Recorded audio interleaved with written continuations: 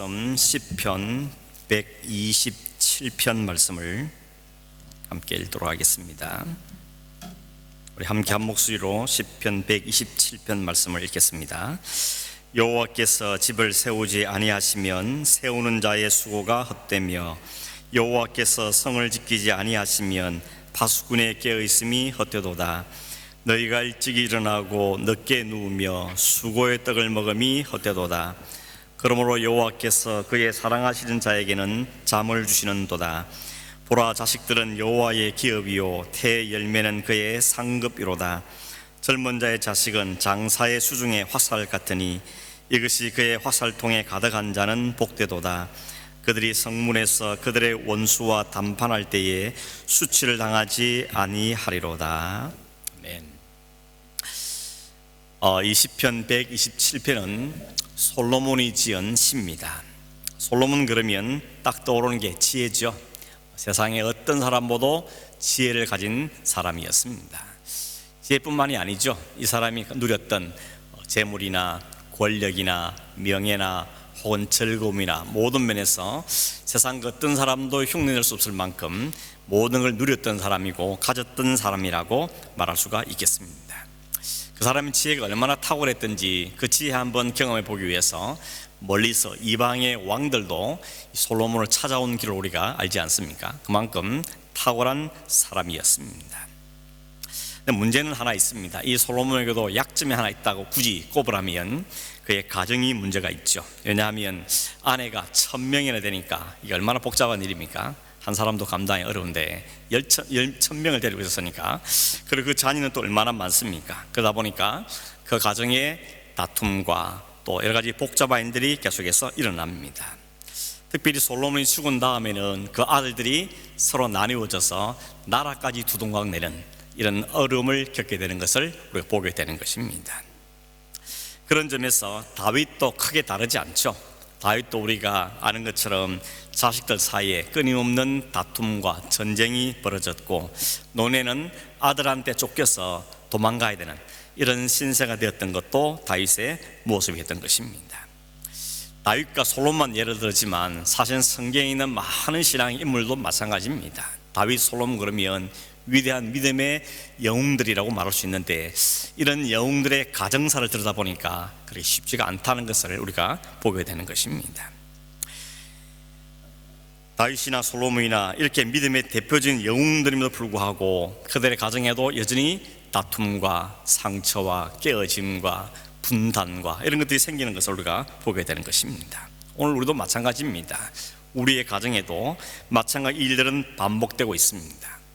믿음의 가정임에 틀림이 없는데 그리스도인의 가정임에 틀림없음에도 불구하고 가정에 어려움이 생기고 혹은 부부간에 상처가 있는 일이 생기지며 혹 나누어 쓰기도 하고 자녀도 기쁨이보다는 오히려 근심이 많고 갈등이 끊이지 않고 또 부모나 또 사회도 문제가 되는 이런 일들이 오늘 우리 믿음의 가정에도 일어나고 있음을 우리는 보게 되는 것입니다. 오늘 여러분의 가정은 어떻습니까? 평안하십니까? 아니면 남들에게 깨놓고 말은 못하지만 혹 소가리를 하고 있는 분들은 계시지 않는지 모르겠습니다. 사실 어느 가정이든지 문제가 없는 가정은 없죠. 모든 가정들에게 어려움을 갖고 있습니다. 겉으로 보기에는 참 괜찮아 보이는 가정이라도 그 속에 한 그풀만 더 들어가 보면 그 안에도 여전히 문제가 있고 고민이 있고 기도의 제목들이 있고 갈등들이 있는 것을 우리가 보게 되는 것입니다. 어떤 가정은 보면 어떻게 저 가정 속에 저런 어려움이 있을까 이렇게 놀라게 되는 일도 생기게 되는 것입니다. 성경은 어떤 가정이 복된 가정이고 어떻게 우리가 축복된 가정을 꾸려갈 수 있는가 하는 점에 대해서 여러 곳에서 많이 말씀하고 있는데 오늘은 이 시편 127편에 나오는 말씀을 통하여서 하나님께서 어떤 가정을 축복하는 가정이며 또 우리가 복된 가정을 만들어가기 위해서는 뭐가 필요한가, 가장 핵심적인 뭘까 하는 점들을 좀 생각해 보려고 하는 것입니다. 우선 기억할 것은 솔로몬이 먼저 말씀드린 것처럼 그 가정이 평안하고 문제가 없고 모든 게 평탄하고 이럴 때 이 시를 쓴 것이 아니고 그가 여전히 노년의 말년에 그 가정의 깨어짐과 상처, 어려움들 다 겪은 이후에 그 뼈저린 경험을 통하여서 쏟아내는 토해내는 고백이 바로 이 시편 127편이다 하는 것을 먼저 기억할 필요가 있는 것입니다. 우선 여러분, 솔로몬이 쏟아내는 첫 번째 고백이 뭔가 하면 1절에 있죠. 뭐라 그럽니까?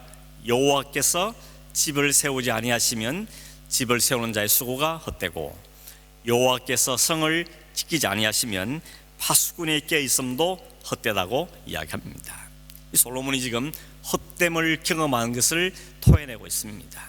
1절에는 집을 세우는 자의 수고도 헛되고 성을 지키는 자의 깨어있음도 헛되고, 2절에는 일찍 눕고 늦게 눕고 수고의 떡을 먹는 것도 헛되고 헛된 이야기를 하고 있는 것입니다. 이것은 그냥 지식에서 나오는 말이 아니고 솔로몬이 생애를 통해서 뼈저리게 경험한 경험에서 나온 고백이라고 말할 수 있는 것입니다. 우리가 잘 아는 솔로몬이 준 다른 성경인 전도서의 주제가 뭡니까? 헛됨이죠. meaningless, 의미가 없다는 것입니다. 5번이나 헛되다는 이야기를 반복해서 말하고 있죠. 헛되고 헛되며 헛되고 헛되니 모든 것이 헛되다라고 말합니다. 뭐가 그렇게 헛된가? 사람이 해 아래에서 수고하는 모든 수고가 헛되다고 이야기하고 있습니다. 오늘 우리가 살아가면서 여러분, 인생이 힘든 이유 중에 하나가 바로 우리가 하는 데 대해서 하는 일에 대한 의미 없는 것 때문에 힘들죠. 사는 것 자체도 힘들지만, 그러나 그 열심히 살고 부지런히 사는데 그 부지런히 사는 열매가 아무런 것이 얻는 게 없을 때, 그게 우리가 우리 인생을 절망에 빠지게 만들지 않습니까? 수고는 열심히 했는데, 열심히 노력도 했는데, 열심히 온 마음을 기울여서 일을 했는데 손에 잡히는 것이 아무것도 없을 때, 손에 들어오는 것이 없을 때 우리는 절망감을 느끼게 되는 것입니다. 예를 들어서 학생들이 공부를 하는데 정말 밤잠을 자지 않고 이번 시험은 너무 잘 쳐보겠다고 애를 쓰면서 열심히 공부했는데 막상 성적을 딱 받아보니까 너무 점수가 안 나오면 참 허탈감을 느끼게 되는 것이죠. 농부가 1년 내내 땀을 뻘뻘 흘리면서 일을 했는데 열심히 농사를 짓고 일을 한 다음에 올해는 많은 걸 거두겠지라고 기대를 잔뜩 하고 있는데 그해 때마침 가뭄이 들거나 혹은 홍수가 나거나 그래서 손에 잡히는 게 아무것도 없을 때 얼마나 허망하게 된 것입니다. 그게 헛됨인 것입니다. 더구나 여러분, 일찍 일어나고 늦게 누우며 수고의 떡을 먹는데도 아무게 얻는 게 없다면 얼마나 허망한 일이겠습니까? 오늘 여러분, 현대인들의 모습을 그대로 보여주는 거죠. 일찍 일어나고 늦게 눕는 것이 현대인들의 모습입니다. 새벽기도 오다 보면 벌써 그 이른 새벽에 도로에 벌써 출근한 차량들이 줄을 잇는 걸 보면서 참 일찍 또 출근한다, 이런 마음이 들기도 하죠. 혹 지나가는 기차를 보면 어떻습니까? 그 이른 새벽에도 그 기차 타고 가는 사람들이, 출근하는 사람들이 가득 차 있는 걸 볼 수가 있습니다. 다들 똑같습니다. 태도는 모발품 쳐다보고 고개를 좀 숙이고 똑같은 포즈로 기차를 타고 가는 것을 볼 수가 있는 것입니다. 아무것도 없는 것이 없는데도 매일같이 똑같은 일을 반복해야 한다 하는 것이 얼마나 의미 없는 일이겠습니까? 그의 인생에 참 피곤하고 저주라고 생각할 만큼 힘든 것입니다. 수고했는데 빈손이다, 그렇게 고생했는데 거둔 것도 없다, 돌아오는 게 없다면 얼마나 허망한 일이 된다는 것입니까? 또 우리가 그런 삶을 왜 살아야 되는가, 이런 허무감도 들게 되는 것이죠. 특히 가정도 마찬가지입니다. 내가 이 가정을 위해서 정말 애를 쓰고 힘을 쓰고 기도하고 돌보고 노력을 많이 했는데 얻는 게 없다면, 돌아오는 게 없다면 얼마나 헛된 일이라고 말할 수 있겠습니까? 그러다 보니까 오늘 세상에 자신의 삶을 비관하고 혹은 스스로 목숨을 끊는 삶을 포기하는 사람들이 점점점 많아지고 있는 것이 오늘의 현실이라는 것입니다. 며칠 전에 제가 어느 기사를 봤는데 서울의 한강에는 다리가 몇 개인 줄 아십니까? 32개 있답니다. 남북을 잇는 다리가 32개의 다리가 있는데 이 다리는 남과 북을 지나가라고 있는 다리인데 불구하고 그 다리에서 뛰어내린 사람이 자꾸 많아진다는 것입니다.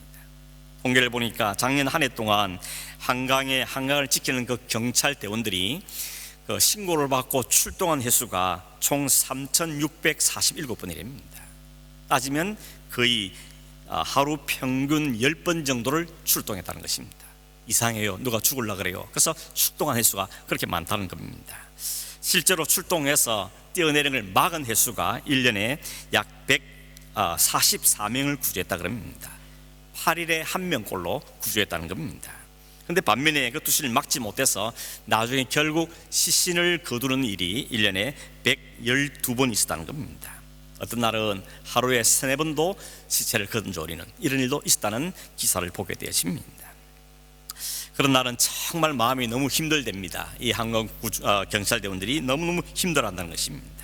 사람이 물에 빠지면 강물 속에 먼저 깔아앉는답니다. 그리고 최소한 한 서너 달 지나가 되면 머리부터 떠오른다는 것이죠. 그래서 이 한강대원들이 갖고 있는 이 스트레스가 뭔가 하면 한강을 지나가다가 검은 봉지만 떠다녀도 혹시 사람의 머리가 아닐까 싶어갖고 가슴이 철렁한다는 그런 기사를 볼 수가 있었습니다. 강물에 떠야 되는 이유는 많죠. 돈 문제, 사업의 실패, 가정의 불화, 또는 우울증, 여러 이유가 참 많이 있습니다. 심지어는 지방에서 올라와서 뛰어드는 사람도 있다 그럽니다. 그리고 더 안타까운 것은 이 강물에 뛰어드는 연령이 점점점 낮아졌다는 것입니다. 옛날엔 좀 중년이나 나이 드신 분들이 좀 많았는데 요즘에는 젊은 아이들도 점점 이렇게 자신의 생애를 비관하고 몸을 던져버리는 일들이 생긴다는 것을 안타까워하는 이야기를 볼 수 있었습니다. 결국 인생의 의미를 못 찾을 때 너무 허무해지니까 그 때문에 그 무게에 이기지 못하여서 자기 목숨을 잃는 경우들이 생기더라는 것입니다.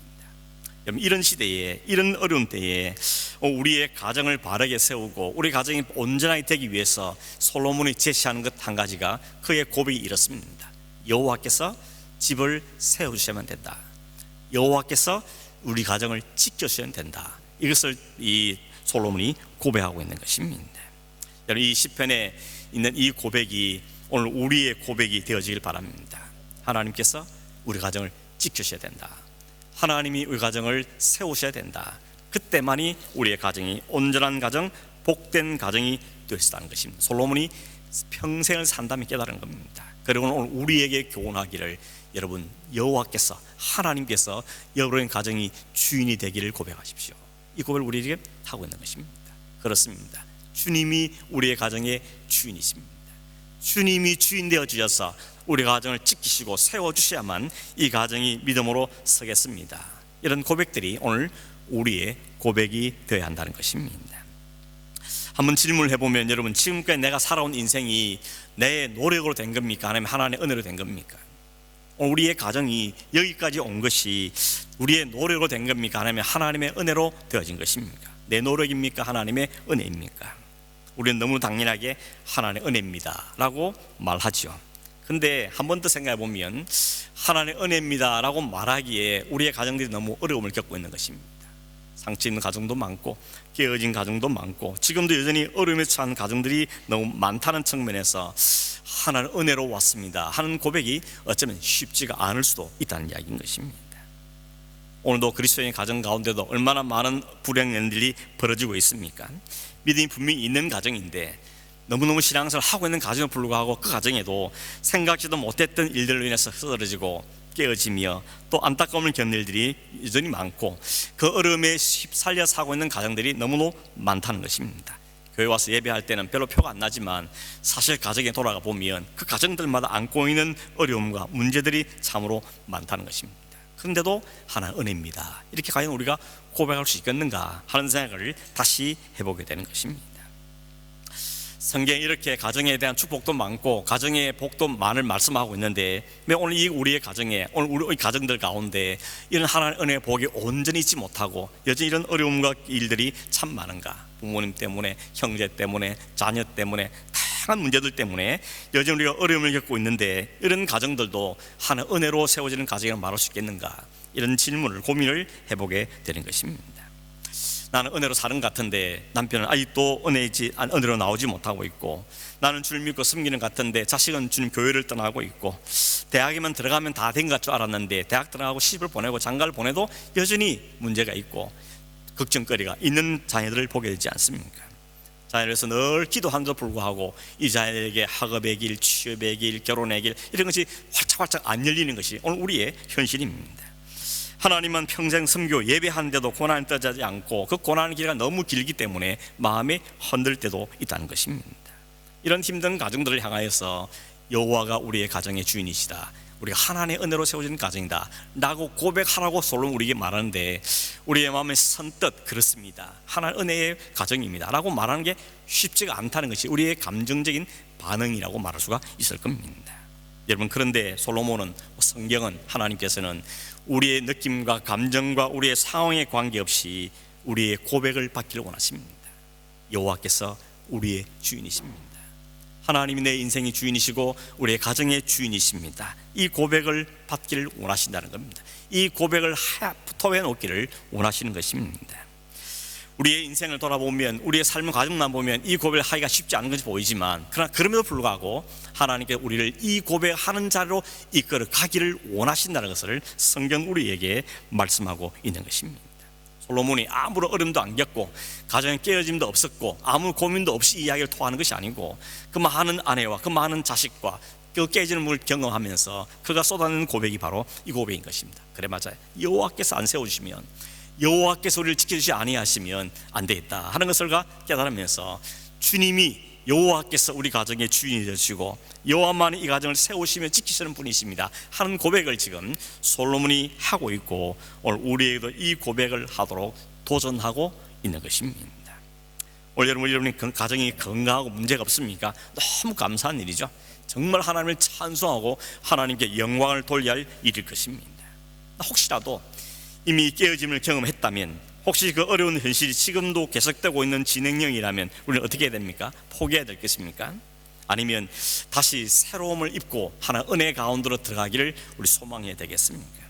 지금 솔로몬이 고백하고 있는 이 고백은 우리의 가정이 지금 건강하든지 그렇지 않든지, 안전하든지 그렇지 않든지 간에 우리 모든 가정에서 고백되어야 될 내용이라는 것을 오늘 우리에게 말씀하고 있는 것입니다. 형통하든지 그렇지 못하든지 믿는 가정이 반드시 고백해야 될 이 가정 선언문이라고 말할 수 있는 것이죠. 여호와께서 우리 가정의 주인이십니다. 하나님이 세워주시고 하나님 지켜주시면 되겠습니다. 이 고백이 오늘 우리에게 고백이 되어야 되는 것입니다.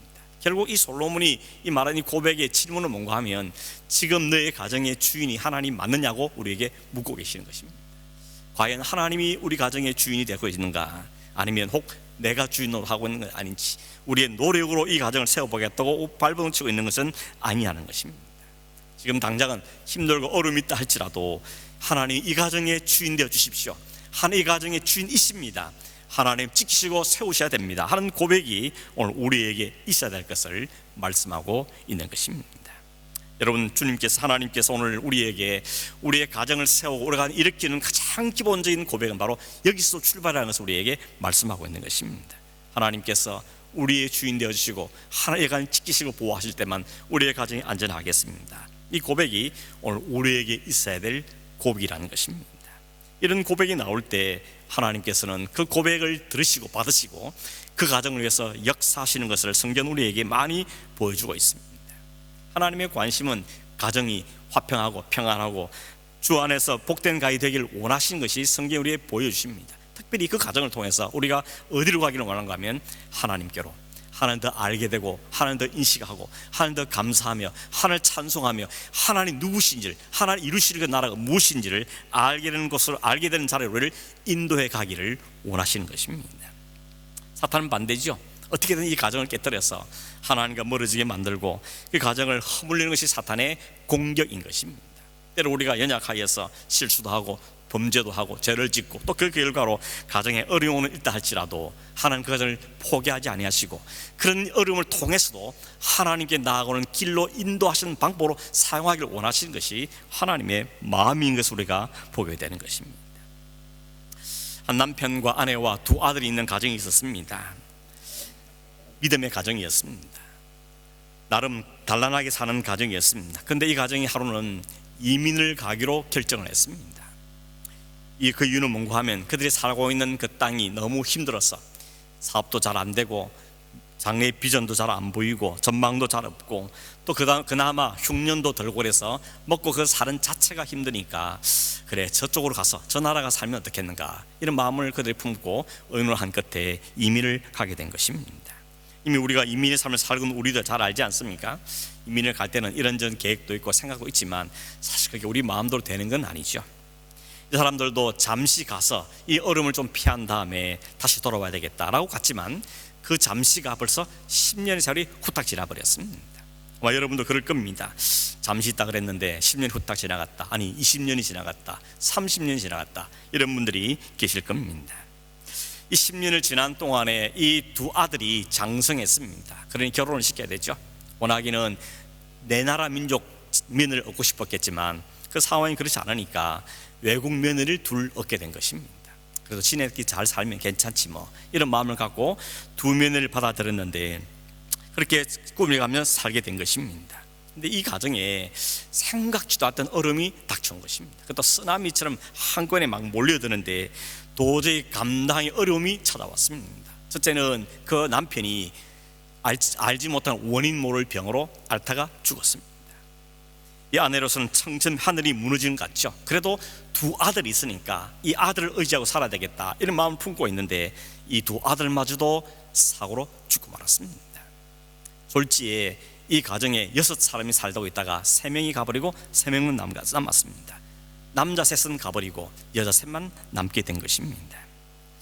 이 여자가 너무 실망이 크고 너무 낙심하고 있는 상황 가운데 어떻게 결정했는가 하면 다시 내가 고향으로 가야 되겠다 마음을 품었습니다.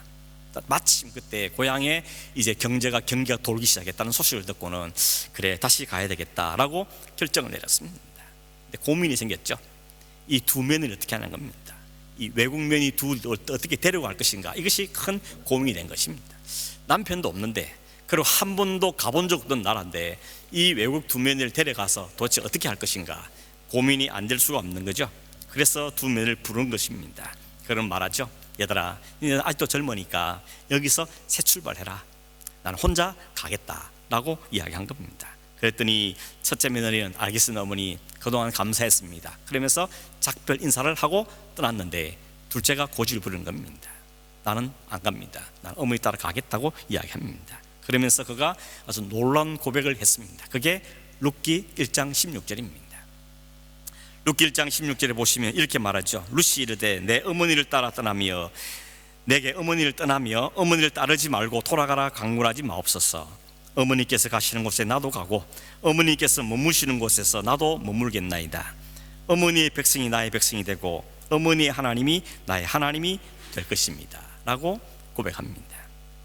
이 룻의 고백은 어머니의 가정에 오기 전에는 내가 하나님 누군지 몰라고 살았는데 어머니의 가정 때문에 내가 하나님을 알게 됐고 하나님 누구신지 알게 됐으며 그 하나님 믿는 믿음이 그 마음속에 생겼다는 것입니다.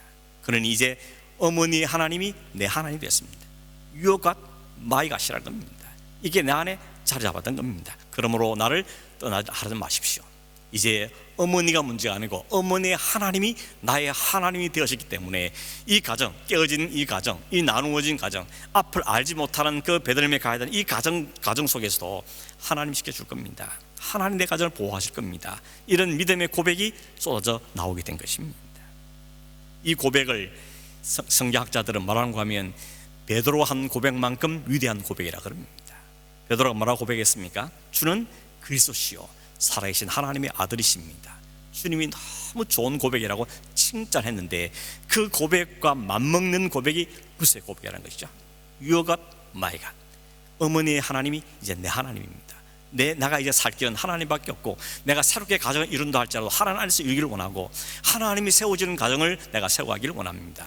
이 고백이 룻의 고백입니다. 여러분, 우리는 이미 룻의 이야기를 알고 있지만 룻이 벌써 알아챘겠습니까? 베들레헴에 가면 남편감이 있을 거고 그 남편도 내가 다시 회복되고 그런 생각을 하지 못한 채 그냥 하나님께만 기대를 거는 것입니다. 하나님이 나의 하나님이시니까 하나님 나를 책임질 것이고 하나님 나의 가정을 책임질 것입니다 하는 이 믿음의 고백을 룻이 쏟아놓게 된 것입니다. 근데 진짜 그런 일이 벌어진 거죠. 룻이 갔더니 하나님이 보아스를 딱 준비했다가 그 보아스와 결혼을 시켜주고 그 보라 사이에 자식을 낳았는데 사장에 가보면 그 자식들 가운데 다윗이 태어났죠. 그리고 신약에 넘어가면 그 다윗의 후손에서 메시아가 탄생하게 되더라는 것입니다. 결국 이 룻기는 우리에게 뭘 보여줍니까? 눈에 보이는 흉년과 어려움을 피해서 이방 땅으로 가서 거기서 오히려 모든 다 잃어버리고 상실과 깨어짐과 불치의 이런 가정이 되어주고 말았는데 그가 이 여인 한 여인이 하나님을 자신의 주인으로 모시고 자신의 가정을 회복시키고 세울 수 있는 하나님의 자신을 고백했을 때 하나님 그 고백을 들으시고 받으시고는 그 가정에 회복의 역사를 일으켜 주신 것입니다. 결론은 어디서 나옵니까? 결과는 4장에 나오지만 이미 하나님께서는 이 1장 16절에서 루시 이 고백을 했을 때 하나님 이미 벌써 계획을 세우신 겁니다. 하나님 이 가정을 회복시킬 프로젝트를 세우시고 그 일을 사람을 준비시키시고 그 가정을 연합시켜서 이 가정을 통하여서 메시아의 가문을 이루는 위대한 가문을 만드는 이 계획을 하나님이 진행시켜 가신 걸 보게 되는 것입니다. 그러므로 이 가정에서 가장 중요한 고백은 뭡니까? 룻의 믿음의 고백인 것입니다. 이제 어머니 하나님 아닙니다. 내 하나님입니다. 이제 그 하나님은 내 가정의 하나님 주인이십니다. 이 가정을 세우시고 지킬 분은 하나님이십니다. 이 고백이 오늘 우리에게 있어야 될 고백이라는 것입니다. 하나님 이 고백을 받기를 원하십니다. 오늘도 우리에게 네가 이 고백을 하기를 원하느냐, 이 고백을 하겠느냐 우리에게 묻고 있습니다. 그때 우리 어떻게 해야 됩니까? 맞습니다. 주님, 주님이 내 인생의 주인이시고 우리 가정의 주인이시며 우리를 새롭게 하고 회복하고 깨어지고 상처분도 다시 어루만지시며 우리가 그 하나님의 누리는 그 천국을 경험하는 것은 하나님밖에 없습니다. 주님이 나의 가정의 주인 되시길 원합니다. 이 고백을 오늘 주님 우리에게 요청하고 있는 것입니다. 우리 발버둥 치고 노력하고 수고를 한다고 해서 되는 것이 아니고 수고와 노력도 필요하지만 그 위에 믿음의 고백이 있어야 된다는 것을 오늘 우리에게 말씀하고 있는 것입니다. 오늘 우리에게 이런 고백이 있어야 한다는 것입니다. 우리 가정에 이 고백이 우리에게 있어야 한다는 것입니다. 지금 당장은 앞이 잘 안 보일지라도 1장에 있는 룻 같은 모습을 할지라도 하나님께 이 고백을 드리고 하나님께 자신을 맡길 때 하나님 우리를 그 자리로 이끌어 가신다는 사실을 우리에게 말씀하고 있는 것입니다. 어떤 부모님들은 나는 자식 때 그런 말 못합니다. 신앙적으로 본인이 안 됐기 때문에 자녀들한테 뭐 교회 열심히 가라, 믿음 생활 해라 말할 자격이 없습니다. 그러면서 말을 할 수 없다는 분도 있습니다. 사실은 따져보면 누가 나만큼 신앙생활 하면 돼 라고 자녀에게 말할 사람이 있겠습니까?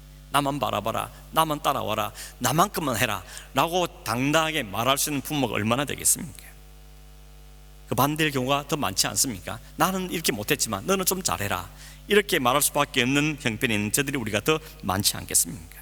그러나 여러분, 우리는 비록 충분하지 못하고 우리는 비록 실패가 많은 부모를 할지라도 우리를 이 자녀를 어디로 인도해야 됩니까? 완전하신 부모님, 완전하신 아버지, 우리의 모든 상처를 다시 회복시키고 계시는 온전하신 아버지께로 이 자녀들을 인도해 가는 것이 이 땅의 육신의 부모가 해야 될 역할인 것입니다. 내가 완전해서가 아니고 우리 모두의 완전하신 아버지, 우리의 모두의 완전하신 어머니, 그 하나님께로 이 자녀를 잘 인도해 가는 것이 우리가 해야 될 역할인 것을 우리에게 말씀하고 있는 것입니다. 여러분, 너무도 감사하게도 좋은 믿음의 부모가 계셨습니까? 너무 감사한 일이죠. 얼마나 감사한 일이겠습니까? 이런 부모를 우리에게 주시고 이런 부모를 통해서 우리 믿음 자라게 하신 것을 하나님께 너무너무 감사해야 될 겁니다. 반대로 그렇지 못한 부모가 있으면 어떻게 됩니까? 부모를 버립니까? 아닙니다. 그 연약한 부모를 통해서 육신의 부모는 연약하지만 이런 우리를 위해서 완전한 부모님이 계신, 완전한 아버지가 계시는 것 때문에 우리는 또 감사해야 되는 것입니다. 이런 우리를 위해서, 나 같은 부모를 위해서, 혹은 우리 부모를 위해서 하나님께서 완전하신 부모를 찾아와 주시고 내가 너의 아버지다, 내가 너의 부모로 말씀해 주시는 그 하나님을 우리가 함께 섬기는 자로 가는 것이 우리의 주어진 참된 복이라고 말할 수가 있는 것입니다.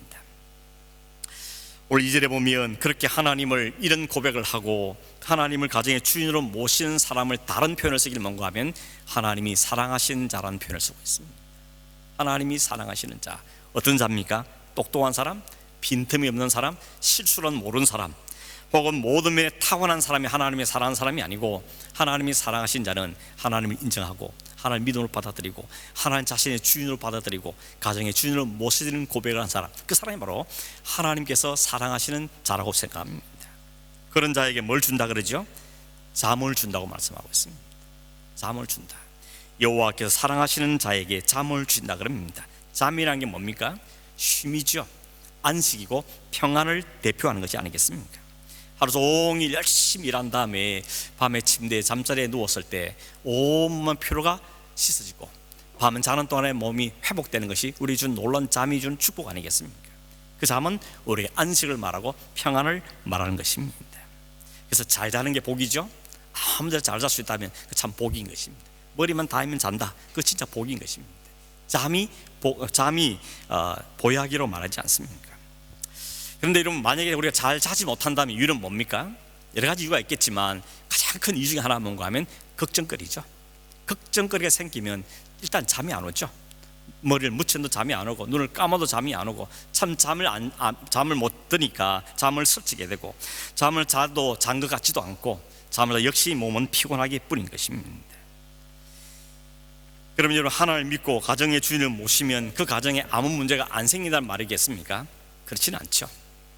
우리가 하나님을 주인으로 모시고 하나님 우리의 주인 되신다 한다고 해서 염려는 아무것도 안 생기고 그래서 매일같이 밤 잠 잘 잔다, 그런 의미를 말씀하는 게 아니라는 것입니다.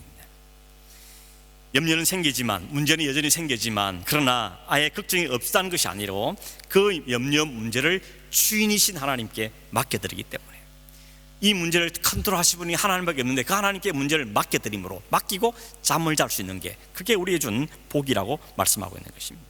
여러분 어떻습니까? 염려하시며 삽니까? 아니면 하나님께 맡기고 사십니까? 소망은 맡기고 싶은데 잘 안 맡기는 게 문제죠. 어떤 분은 말하기를, 여러 가지 고린도전서에 보면 은사들이 막 나오는데 그 중에 한 가지 덧붙이라면 염려의 은사가 있다, 이런 이야기를 한 걸 듣습니다. 염려가 이 은사 수준에 있다는 이야기를 한 거죠. 염려 자유하는 게 쉽지 않다는 것입니다. 거의 본성에 가까운 것입니다. 더군다나 아직도 일어나지도 않았는데 벌써 끌고 와가지고 미리 염려하죠. 그게 우리 염려의 본성들이 아니냐 하는 것입니다. 어떤 사람은 성격적으로 좀 예민해서 잠자리는 바뀌어도 조그만 일만 생겨도 잠을 못 자는 그런 분도 있긴 하지만, 여기서는 단순히 성격을 말하는 것이 아니고 아무리 환경이 바뀌어도 아무리 어려운 문제가 생겨도 염려 안 할 수 없어. 염려는 찾아오지만 빨리 속히 하나님께 이걸 토스하고, 하나님 이 문제가 생겼습니다, 어찌하면 좋겠습니까? 하나님이 지혜를 주시고 어떻게 하시는지 하나님 말씀해 주시면 제가 말씀에 순종하겠습니다. 하나님께 맡겨드리고 잠을 잘 수 있는 것이 복이라는 것입니다. 이게 하나님께서 여호와를 사랑하는 자에게 주시는 복이라고 말씀하고 있는 것이죠. 하나님께서 사랑하시는 자에게 잠을 준다는 것은, 다시 말하면 하나님 우리 마음의 평안을 주장해 주신다는 것입니다. 가정의 평강을 지켜주신다는 것이죠. 깨어진 평안도 다시 회복시키는 의미를 갖고 있는 것입니다. 이 복을 누구에게 준다고요? 하나님을 가정의 주인으로, 인생의 주인으로 모셔드리고 그 하나님의 은혜를 가운데 살기를 소망하는 사람들에게 주어지는 놀라운 축복인 것을 우리에게 말씀하고 있는 것입니다. 말씀을 생각하면서 한 가지 질문이 듭니다. 그러면 우리가 하나님께 맡기만 하면 하나님께서 언제나 내가 원하는 다 잘 해주시는가? 어떻게 생각하십니까 여러분? 하나님께 맡기만 하면 하나님 내가 원하는 대로 탁탁 해주신다, 한 번도 어김이 없었다, 그러십니까? 그렇게 말하기가 쉽지가 않죠. 정말 하나님께 맡기면 우리가 기대하고 바라는 대로 모든 게 다 이루어지는가? 그렇지 않을 때가 참 많습니다. 자, 이 설교를 준비하다가 누가 문득 떠올랐는가 하면 거의 딱 1년 정도 전에 우리 여집사님 중에 한 분이 암으로 투병하시다가 성으로 가신 분이 계셨습니다. 그분이 집에로나 또 병원에 있을 때 성도들도 많이 찾아가고 위로도 하고 격려도 하고 또 기도도 하고 그랬습니다. 저희 부부도 마찬가지죠. 집으로도 가고 병원도 가고 퉁퉁 분 다리가 너무 안쓰러워서 줌을 주기도 하고, 그러면서 나눴던 이야기가, 하나님 계시니까, 하나님 우리 온 성도 기도하고 있으니까 하나님 우리를 기도 들어주실 거야, 좋은 열매가 있을 거야, 실망하지 말고 기도하자, 이런 이야기를 계속 나누었고 사실 그걸 기대했었습니다. 하나님 역사하실 거야, 그래서 우리 교회에 은혜를 주실 거라, 이런 기대를 잔뜩 했었는데 결과가 어땠습니까? 천국으로 부름을 받아 갔습니다. 이런 일들 만날 때, 내가 생각하고 기도 바라지 않는 일이 생길 때 여러분 어떻게 위로하십니까? 많이 하는 위로 중에 하나 그거죠. 집사님, 하나님 뜻이 있을 거예요. 뭔가 하나님 뜻이 있을 거예요. 우리는 지금 잘 모르지만 하나님 뜻이 있을 거예요 라는 말을 참 많이 합니다. 어떤 분이 그런 지적을 하더라고요. 그 말이 어찌 보면 참 무책임한 말이 될 수 있다는 것입니다. 그냥 말로 립 서비스가 될 수 있다는 겁니다. 그 말 자체가 틀렸단 말 아닌 것이죠. 하나님의 뜻이 있단 말은 분명히 맞는 말입니다. 근데 문제는 뭔가 하면 그걸 나도 안 믿으면서 그냥 말로만 한다는 것입니다. 그다음 그 말은 책임 없는 말이라는 것이죠. 차라리 입을 닫으라고 이야기하는 것입니다. 근데 그렇지 않고 이런 그 하나님의 지금 상황은 그렇지만, 나타나는 결과는 그렇지만, 그럼에도 불구하고 하나님은 좋으신 분이시고 하나님은 선을 이루신 분이고 하나님 모든 걸 합력해 선을 있게 하시는 분이기 때문에 분명히 하나님 뜻이 있을 거야, 이런 분명한 믿음을 갖고 그 집사님 하나님 뜻이 있을 거예요 이렇게 말하면 그 사람에게 위로가 되는 거죠. 격려가 되고 그 말은 능력이 되는 것입니다. 근데 믿음도 없이 그냥 하기 좋은 말로만 하면 그것은 립서비스고 무책임한 말이 될 수밖에 없다고 이야기하는 것입니다. 그럼 우리 뭐가 필요합니까? 믿음이 필요한 것이죠. 지금 현상과 상황을 뛰어넘는 하나님에 대한 믿음, 신뢰가, 이게 우리에게 필요한 것입니다. 지금 당장은 봐도 앞길이 안 보입니다. 답이 안 보입니다. 내가 원하는 대로 문제가 풀리지 않는 것 같습니다. 이 가정이 어떻게 될 것인가, 이런 염려가 생길 수도 있습니다. 그래도 불구하고 하나 우리의 요구하신 믿음의 고백이 있다면 하나님은 선하시기에, 하나님은 주권자이시기 때문에, 하나님 모든 걸 우리를 선한 길로 이끄시기 때문에 결국 이 일을 통하여서 우리가 하나님을 아는 자리로, 하나님을 깨닫는 자리로, 하나님을 신뢰하는 자리로 이를 이끄시기다 하는 그 믿음이 우리에게 필요하다는 것입니다. 그 믿음을 갖고 집사님 함께 기도합시다. 하나님 뜻이 있을 겁니다. 그 하나님 뜻이 분명해질 때까지 우리 함께 기도해 봅시다. 이렇게 할 때 그것이 진정한 위로가 될 수 있다는 것을 우리에게 말씀해 주고 있는 것입니다. 오늘 이런 우리 하나님에 대한 믿음이 있다면, 그래서 어떤 상황에 어떤 형편에 처하도 결국 하나님께서 우리에게 아름다운 인도하실 것이라는 믿음과 신뢰가 있다면 우리는 살 수 있다는 것입니다. 평안을 회복할 수 있다는 것이죠. 하나님에 대한 신뢰 때문에 주어지는 복이라고 말할 수 있는 것입니다. 말씀 맺습니다. 여러분, 오늘 우리의 가정이 고백해야 될 두 가지 고백이 있습니다. 하나는 하나님이 우리 가정의 주인이십니다. 하나님 내 인생의 주인뿐만 아니라 우리 자녀의 주인이시고 부모님의 주인이시고 우리 모두의 주인이십니다. 하나님이 세우시면, 하나님 지키시면 되겠습니다. 이 고백을 우리가 먼저 해야 되는 것입니다. 또 하나의 고백이 뭡니까? 하나님께서 사랑한 자에는 잠을 주신다. 우리가 주님 안에 있으므로, 주님을 신뢰함으로, 주를 믿고 의지함으로 여전히 문제가 아직도 계속 있는 세상을 살겠지만 그 안에서도 평안을 누릴 수 있고 그 안에서 잠을 잘 수 있는 복이 우리 있다는 사실을 고백하면서 지금 당장 어떤 처지와 문제와 형편에 관계없이 하나님을 하는 그 믿음의 신뢰를 통하여서 우리 마음의 평안을 유지할 수 있고 주님의 그 은혜 가운데 가는 그 믿음의 가정이 되기를 바라고, 지금 당장 안식을 잃어버렸다 할지라도 주님이 다시 우리에게 회복시키기를 기대하면서 그를 신뢰한 믿음으로 함께 기도하며 가정을 세워갈 때 하나님 우리 모든 성도의 가정을 이렇게 아름다운 가정으로 세워줄 줄로 믿는 것입니다. 우리 복된 성도의 가정이 되기를 주의 이름으로 축원합니다. 기도하겠습니다. 고마우신 하나님 아버지, 복잡한 세상에서 마일드 치여 사는 이 세상 속에서 우리의 가정들마저도, 믿음의 가정들마저도 깨지며 상처를 입고 우리가 원하는 대로 진행되지 않는 일들을 경험하며 살고 있습니다. 그럼에도 불구하고 주님, 오늘 우리에게 여호와께서, 하나님께서 우리의 주인이시며 우리의 가정을 세우시고 지키시는 분의 사실을 고백하기를 원하시는 주님, 이 고백을 주님 앞에 올려드립니다. 오 하나님 아버지, 주님이 우리 인생의 온전한 주인 되어주시고 우리가 이끌어 주시기를 원하오며, 지금 당장은 눈앞에 잘 보이지 않는 길일 때 할지라도 하나님은 선하시기에, 하나님은 거룩하신 분이시기에, 결국 우리를 원하시는 자리에 이끌어 가실 하나님이시기에 그 안을 신뢰하는 그 믿음 때문에 오늘도 감사할 수 있고 찬송할 수 있고 소망을 갖고 기도하며 인내하며 살아가는 우리 모든 성도들이 되도록 도와주셔서 우리 모든 가정이 주 안에서 복되고 평강의 가정들이 되도록 역사하시 은혜를 베풀어 주시옵소서. 그러하신 예수님의 이름으로 기도하옵나이다. 아멘.